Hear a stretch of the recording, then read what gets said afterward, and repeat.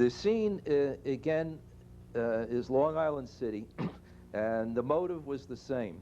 I realized again that the last trolley, this time, incidentally, the last trolley in the whole of New York State, was going to go. The reason that this trolley, in fact, had survived this long was that no one had thought of an easy way to give local service on the Queensboro Bridge. The trolley had always done it, so they allowed the trolley to last beyond what it normally would have. Finally, when they were going to rebuild the elevators on Welfare Island, or what is now Roosevelt Island, they figured a way to give a bus service to it. And when that came along, they realized the trolleys could go. So this is taken in April 1957. And you're looking at the last streetcar, not only in Queens County, but in New York State. All of the others had vanished by this time. This scene now is a car coming out of the hole, which is a terminus on the 2nd Avenue side in Manhattan. And he has just moved, if you notice, off the roadway and onto the extreme side of the bridge. And here he is now climbing on the edge of the bridge, gaining altitude, and ready to go over the river. The track, in either case, really hangs on the bridge. And if you look underneath, this track is simply supported by bracket arms underneath.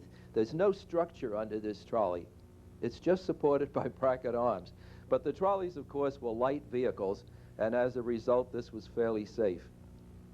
You'll notice the trolley track is more or less hung on the side of the bridge, and there are very few local stops. Now here the tracks are level, as you notice, because we're crossing at the height of the bridge over the river. The next stop is just ahead. This is Vernon Avenue, and the car stopped here. If you wanted, you could get out, take the elevator, and drop down to the foot of the bridge, and then take one of the Vernon Avenue cars to go north or south.